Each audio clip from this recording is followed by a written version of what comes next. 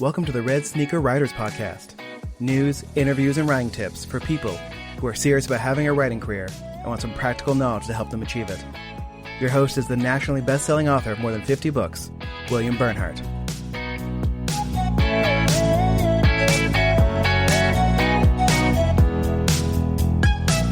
Hello, Red Sneaker Writers. This is episode 49, going out on July 13, 2020.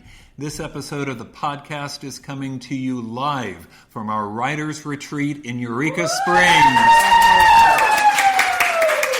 And there you hear the other people at this retreat. We're all spread out and wearing face masks and observing all safety protocols, but still getting a lot done. And you're going to hear from some of the participants later in the writing tips segment talking about the things that they've learned this week. I'm also going to cover the news as usual and also have the great privilege of interviewing Marcia Preston. Marcia has been a friend for years. She is a terrific writer. She's written mystery, she's written literary, she's written women's fiction. Her book, Song of the Bones, won the Mark Higgins Clark Ward for suspense fiction, also won the Oklahoma Book Award for fiction. Her book, The Butterfly House, sold over 100,000 copies, and a lot more that we're going to talk about during this interview. But first, the news.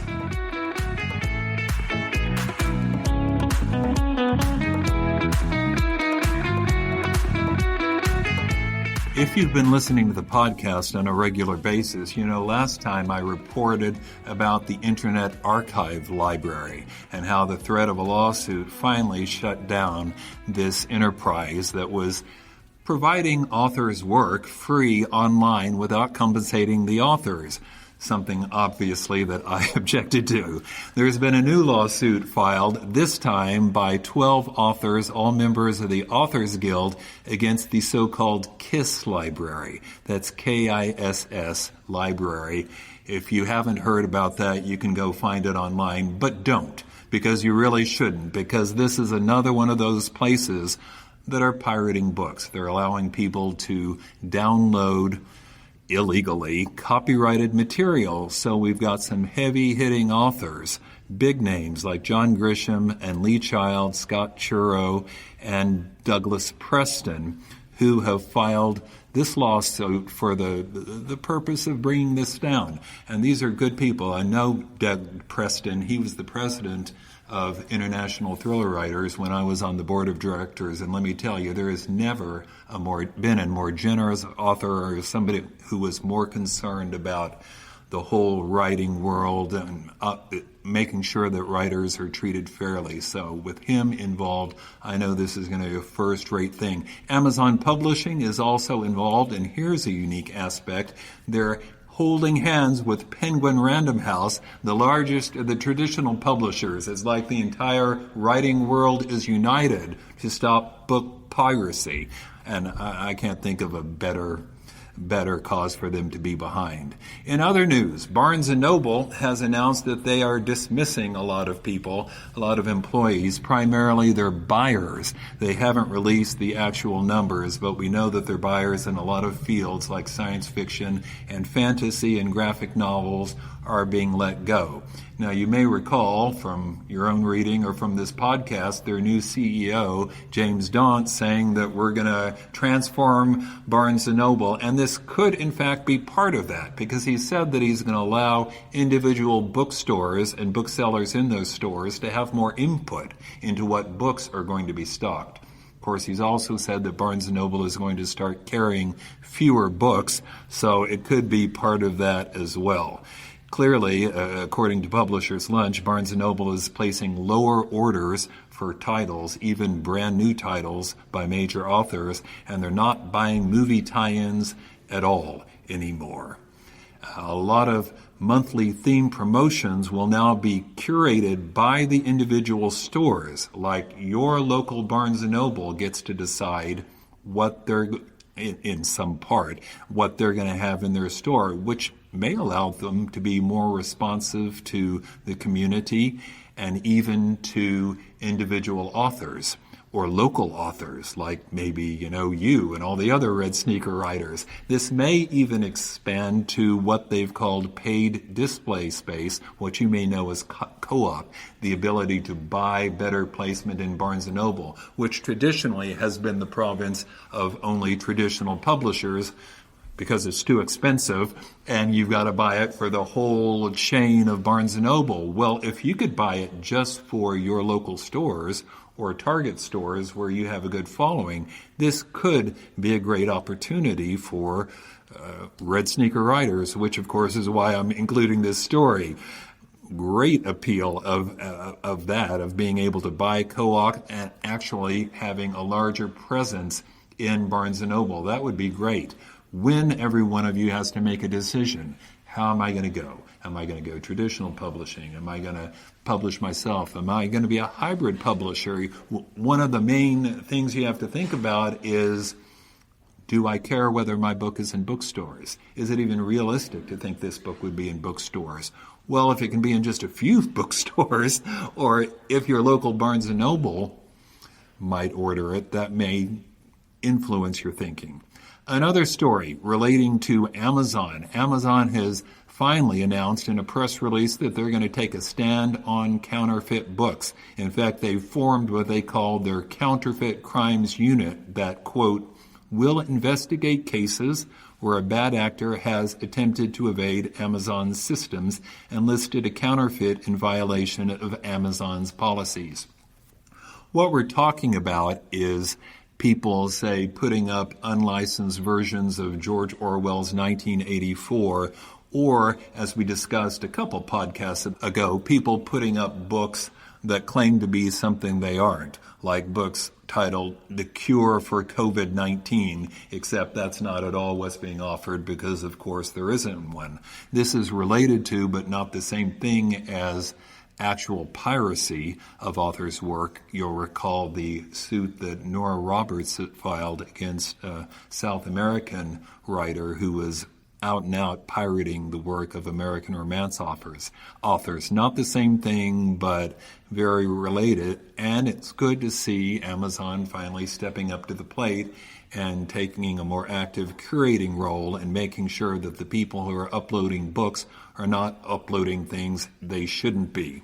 They're also running the Amazon Brand Registry, which allows trademark owners to have various tools to help them know if their property rights, their intellectual property rights, are being violated. This actually also relates to writers like you, to Red Sneaker writers, some of which are now getting trademarks. Red Sneaker Writers is a trademark. A couple of podcasts ago, we talked to Liz Berry, who has the 1001 Dark Nights series. That's a trademark. More and more authors are creating brands. So this is another plus. Amazon taking a role in making sure your work isn't ripped off in a variety of different ways. Okay, you're probably ready for some upbeat news. I've talked about book sales declining as a result of the lockdown. That's not true in all areas, though. One area that has seen a sales bump in the book world during the COVID lockdown is cookbooks, which may not be what you're writing. But even if it's not, it's nice to see something is doing well. Cookbooks are getting a sales bump, especially anything that has to do with baking bread or making juices or smoothies. Those books are doing well. Better if they're healthy, low-carb cookbooks than quick and easy things for kids, apparently. Books on gardening or homesteading are doing better, and books on financial matters, financial intelligence or investing are doing better. Apparently there is a real trend toward younger people, what we sometimes call millennials, trying to save money or retire early, or being more cautious about how their money is being spent. I'm assuming that the lockdown and all the economic disruption and people losing their jobs and what have caused people to think a little bit harder about their future. I know the feeling. I've baked bread in the past few weeks. I had a conversation with my wife, and I thought, okay, what are my survival skills in the event of an apocalypse? I can write a killer sonnet, but I'm not sure that's really going to do the trick. Growing your own food, saving money, those are probably better approaches. Couple more quick stories. Ingram has invested in expanding its print-on-demand operations in a large way, not only just in the United States, but also in the UK and Australia, where I know we have some listeners for this podcast. This is a good sign. Ingram, of course, is the distributor that more often than not is sending books to bookstores and airports and other point-of-purchase sales places. And they've always had print on demand for not only trade paperback, but now hardcover. Okay, not always, but in recent years. But now they're expanding that, clearly thinking that they're going to try even more to give Amazon a run for their money. More opportunities for writers. Finally, here's a little note about what's happening in the retail market. Consumer spending at Amazon has increased by 50% as opposed to last year. That's despite, or perhaps because of, the COVID lockdown. Amazon's sales are booming. The number 2 U.S. retailer, Walmart, is also increasing by 13%, 50% versus 30%. So let's think about this, Red Sneaker Writers. Barnes & Noble is firing people. They're carrying fewer books. Amazon carries virtually every book ever written, and they're increasing by 50%. What does that tell you about the future of book sales? Okay, make your decisions accordingly.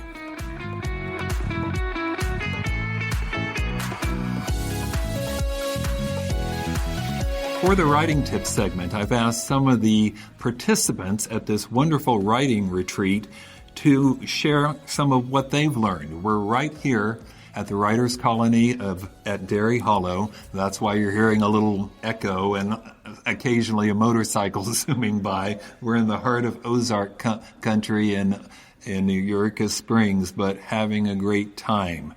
And I hope everybody is feeling like their work is improving and they're picking up a few things. What about that, Shelley? This is Shelley Levisay. Talk to me about this retreat. How's it going for you? It's been great. I have made several changes to my book already, moving things around, making things better. The main thing that I wanted to come here and get was how to amp up the suspense and pacing. And Bill has really given us some specific ways to do that, talking about conflicts, talking about getting to the point, and actually showing us concrete examples of how to do that. And so it's been very helpful. Thanks, Shelley. That's fantastic. I mean, that's what we try and do here. We've got the conference, of course, WriterCon, on Labor Day weekend, and can offer a lot of, general and educational material. But to me, there's no substitute for actually sitting down, hands-on, looking at somebody's manuscript, and giving some feedback on it. Next person up to bat, Dan Snell. How's the conference going for you? Very well. I think I'm making some important improvements, and I guess my writing tip would be after the movie that's now out, I guess, about John Lewis, Good Trouble. Make it worse each time.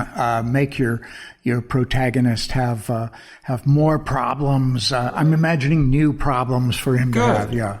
Torturing your characters for fun and profit, right?